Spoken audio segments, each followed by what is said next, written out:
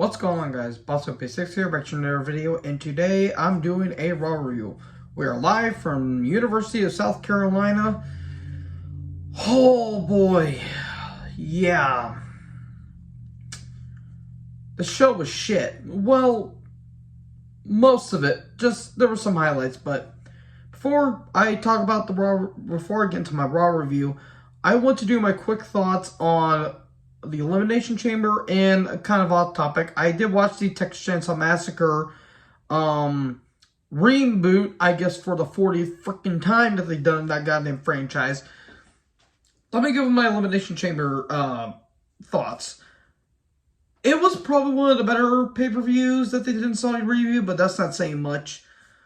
Miz versus Ray could have been on Raw, even though it wasn't bad. And boy, oh boy, they really dicked it up here tonight, didn't they? Reigns versus Goldberg, it went 6 minutes. It should have honestly went 4. They did what they did. It didn't go for too long. It was short, sweet, to the point, even though Goldberg shouldn't be there. Goldberg's in phenomenal shape for a man in his mid-50s, but he shouldn't be there. But at the same time, it was short, sweet, to the point, get in, get out. And Reigns did not look weak. And people were complaining about Reigns getting tired of him. I digress. The Women's Chamber match, the whole pay-per-view was shorter than anticipated, honestly. The Women's Chamber match and the Men's Chamber match barely went over 16 minutes. I mean, that is insane. Those are like 2 of the shortest chamber matches I've ever seen. The women's was fine. It's just that the stuff, like, Alexa looked off during that match. I don't know what the hell happened there. It's like she didn't want to get hit. She didn't want to take bumps. I don't know what was going on. She somehow regressed in the ring for some reason. Ripley looked good. Everyone else looked fine. Bianca won, which I'm thankful for. We're going to get Bianca versus Becky again. Okay, what goes around comes around. Match was fine. It served its purpose. But again, a women's chamber match in Saudi Arabia. They gave Saudi Arabia some plans now. Thanks. Madcap Moss versus Baron Corbin, or not versus Baron Corbin, versus Drew McIntyre. Is Moss okay? Because during the match, Moss gets hit with the reverse Alabama Slam. He tucked his head, and sweet Christ, he looked like he suffered a spinal injury. If it's a stinger, I hope he's okay. That looked brutal. The match itself, I didn't care for. It went nearly 10 minutes. I mean, come on now. That's just stupid. Becky and Lita, it was emotional for the both of them. Lita looked okay. The match was probably match of the night. It was a very serviceable, fine match. Didn't offend me. Didn't really offend anybody. The ending was kind of anticlimactic, but that's WWE for you. Naomi and Ronda versus, Deville and Flair, I didn't care. I literally did not give a shit about that match. Usos versus Raiders was literally an angle. They could have done that SmackDown, but no. They had to do all the way in Saudi Arabia just so they can have an angle match. Or just to have an angle. Cool. That's cool. And then the WWE Chamber match. Lashley got taken out because he suffered a concussion after Rollins powerbomb Theory into Lashley's pod, and Lashley hit the back of his head on one of the steel rods. In reality, Lashley, I think, suffered a shoulder injury against Lesnar at the Rumble, which I'm surprised he didn't suffer. Surprised his neck didn't cave in. Because, my God, those suplexes. But in reality, you know, Bobby needed shoulder surgery. And Lesnar ended up winning after F5ing Theory off the top of a pod. Sweet Christ, how did Theory not die? Oh, we all knew Brock was going to win. We all knew. It was whatever. It was a whatever pay-per-view. It wasn't terrible, but it wasn't good either. Anyways, now on to Texas Chainsaw Massacre. It wasn't good, but it wasn't bad. It wasn't terrible. It wasn't Texas Chainsaw 2013, that's for damn sure. But it wasn't good. It was just run-of-the-mill, generic characters out the ass. They tried to do what they did with Halloween 2018 with Michael and Laurie, the same they did with Sally and Leatherface, except Sally's in the damn movie for like 5 to 10 minutes at least. The characters are some of the dumbest characters ever. Leatherface is cool. Leatherface is brutal as hell, even though the blood's kind of CGI and that kind of gets annoying. I did like how he peeled the face off his mother and he wore it as a mask, which it wasn't terrible. It kind of looked like a Chris Fenn mask from Slipknot, except without the long-ass nose. But the story with the one sister having PTSD and afraid to shoot guns and how they tried to do like gun violence and all that stuff, I felt like they kind of shoehorned that in. But I understand you trying to get some sympathy from these characters when there's nothing to gain from these characters. Melody is atrocious. She was god-awful throughout that movie. The characters, are bland and generic. Some of the dumbest moves in that entire film. It was just dumb. It's not the worst film in the entire franchise, but it's probably at the bottom half.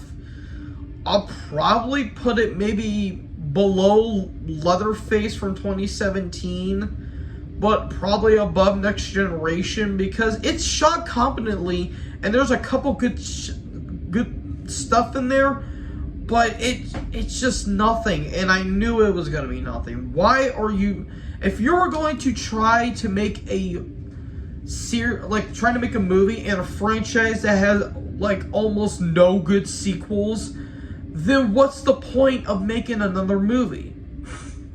The ending is such bullshit. It is such bullshit. So anyways, now that I've been ranting for about 7.5 minutes, you're wondering why this Raw review isn't going to take long. Well, because there was nothing for this show. We get a recap of the Chamber and what happened there and all that stuff. Lesnar comes down. He's wearing a really weird, ugly sweater. It is almost March, Brock. You need to know your priorities. Well, he was wearing a cowboy hat, which I thought was funny. Brock's having the time of his life, and he doesn't give a shit. Heyman shows up, and he's talking about how he's only, a partner with only one champion, the true champion, the head of the table, Roman Reigns. Brock's going to defend his title on March 5th on Madison Square Garden against Lashley. Is Lashley going to be there? Genuine question because he needs shoulder surgery. And Brock calls him a dick, which I thought was funny. And talking about the unification match against Reigns and Brock at Mania. It was whatever. Some of it was just for filler and to kill time. Rollins and Owens are backstage, talking about that they're facing RK Bro tonight, and if they win, it's going to be a triple threat match for the Raw Tag titles in 2 weeks. Okay, whatever. Street Profits versus Alpha Academy. This match, again, for the 14th freaking time. I think they've legit faced each other 14 times, at least on television, I think. It was whatever. I didn't really care. Dawkins hits a dive, which I thought was impressive for a guy his size. Ford at one point picks up Otis and goes to hit like a fallaway slam, but Otis lands on top of him. Gable holds the feet. 1, 2, 3. Okay. Academy win. Okay, cool. We get a recap of Ziggler and Champa last week, and Champa, playing his part. And Ciampa's backstage, and he's talking about, how much it means, to be a heart and soul of NXT and all that stuff. The Balor shows up. We haven't seen him since, I think, before the Rumble. It's been about like a month or two since we've seen Balor. So that's cool. He's going to be teaming up with Ciampa tonight to go ruin Ziggler. Okay, that's actually not bad. So then Ziggler versus Ciampa and Balor. 3 good talents and Ziggler. Look, Ziggler's a good talent. He just hasn't been irrelevant in the last 5-6 years. I didn't care. Match was fine. Rude needs to be a single star. Champa, if he's gonna be on the Raw brand, I wouldn't be offended by it. It's fine. It's good to see Balor again. Champa gets to hit the fairy tale ending. Rude counters it, but a roll up 1, 2, 3, and Champa and Balor win. Okay, cool. And oh boy. This is when the show came to a screeching halt.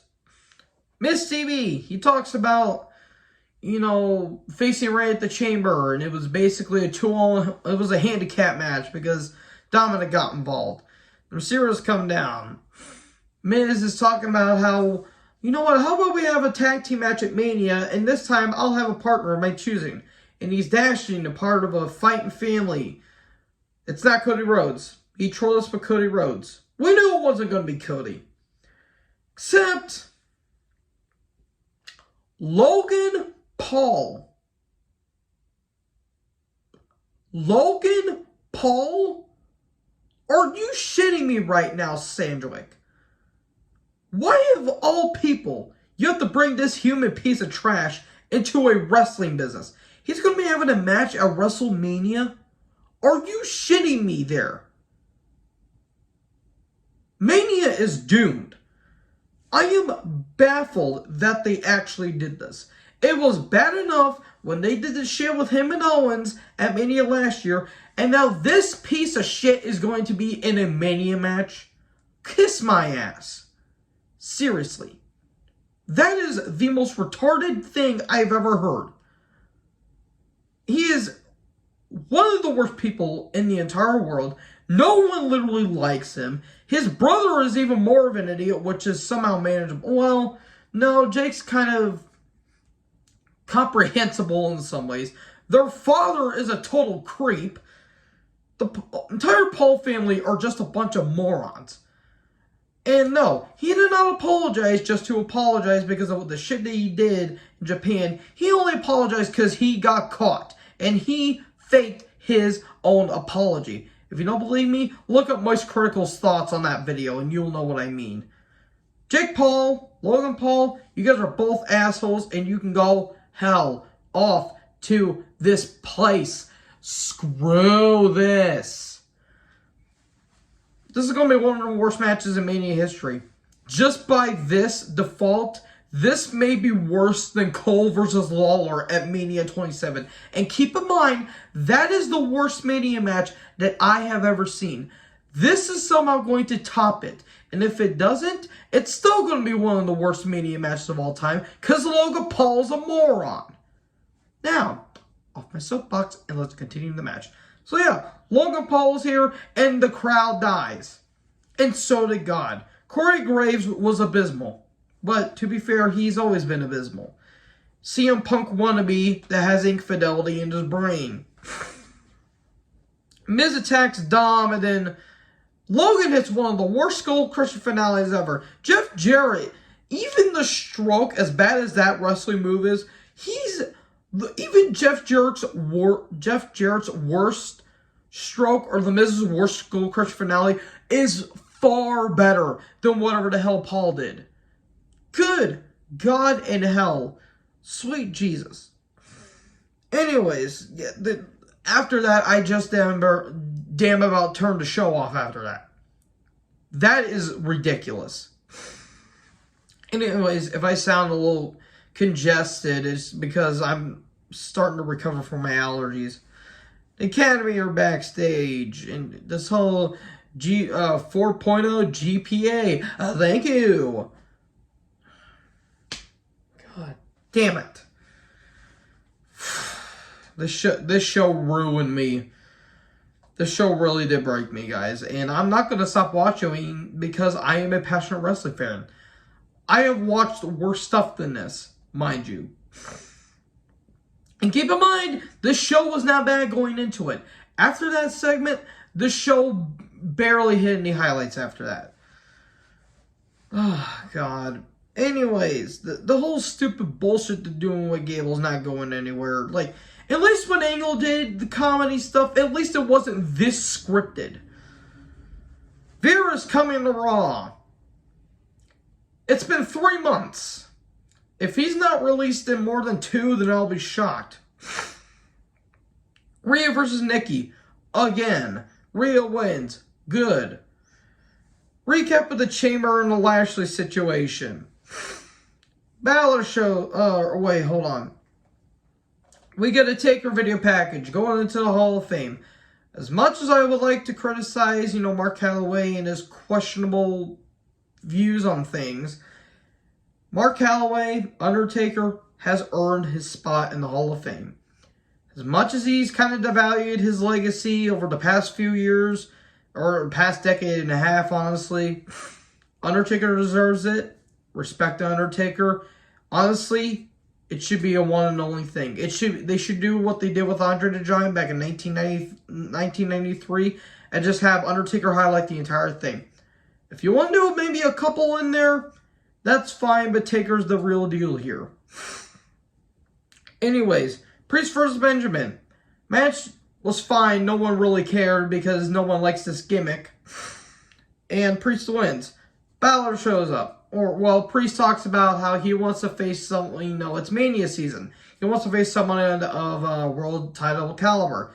Okay, Balor shows up. You're on. Okay, we're having that match next week. Sucks I won't be watching it because I'll be working next week. Oh, we're working next week.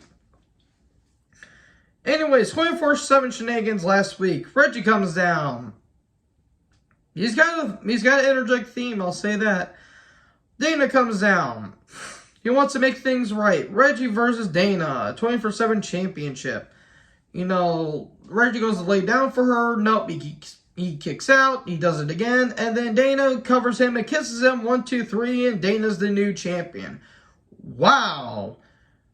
Wasted about 5.5 minutes just for that dumb shit. Truth is, I wanted Tamina to come down. This comedy bullshit. God, geez. What happened to Zazawa? What happened to Truth? Tamina, she can go. I don't really care about her, but good lord. Truth can do comedy. The shit that he did with Lesnar and Heyman back in 2020 before the world went to hell, a couple weeks before the Rumble, that was some hilarious stuff. They're doing this dumb stuff, and God help us, please. Recap of the Women's Chamber match. Belair comes down, and she said that, respect to everyone, but I proved that I was the best.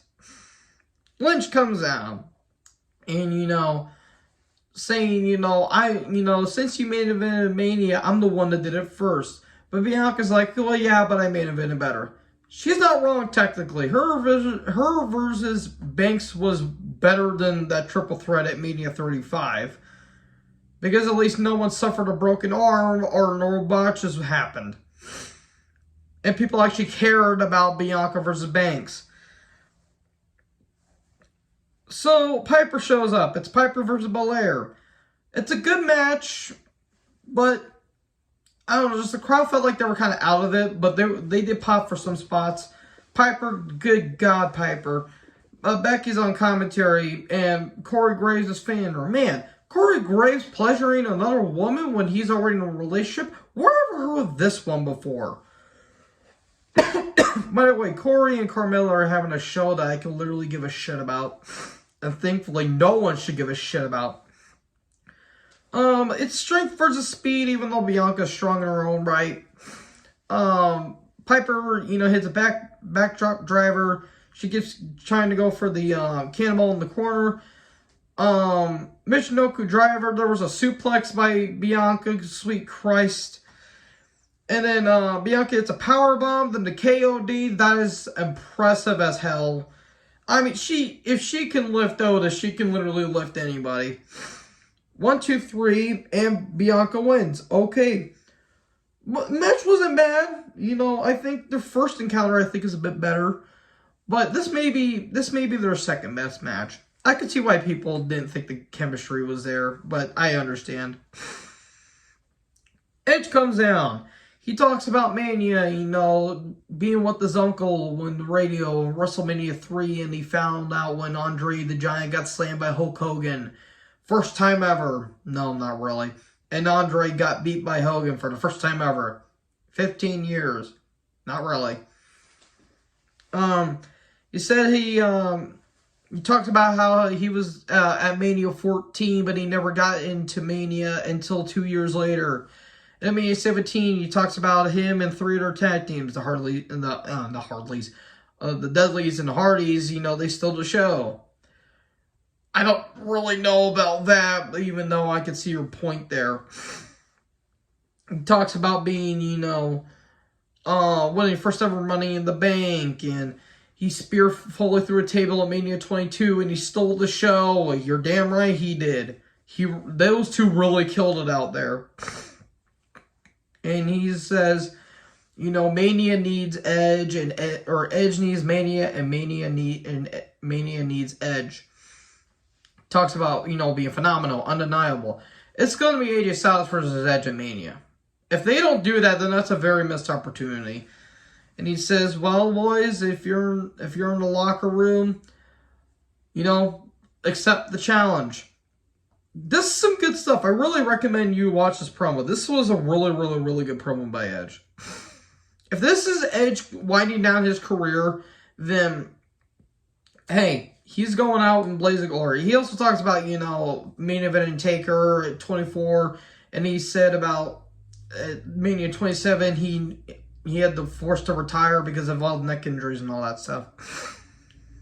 And then he also talked about main event last year as well. Okay, we can recap RK Bro versus Rollins and Owens last week. RK Bro versus Rollins and KO. Alpha Academy's watching backstage, and match was fine. Crowd is over with Riddle and Orton. There was some good stuff. Owens kept taking the bumps for Rollins. He took a back body drop on the table for him. He took a DDT for him. Towards the end of the match, Rollins has a stomp on Orton on the outside. Riddle goes for an RKO, but gets hit with a bunker bomb, stunner, and then a stomp. 1, 2, 3. Owens and Rollins win. And then they do a little match card at the end for what's going to happen next week. And that is your show for Raw.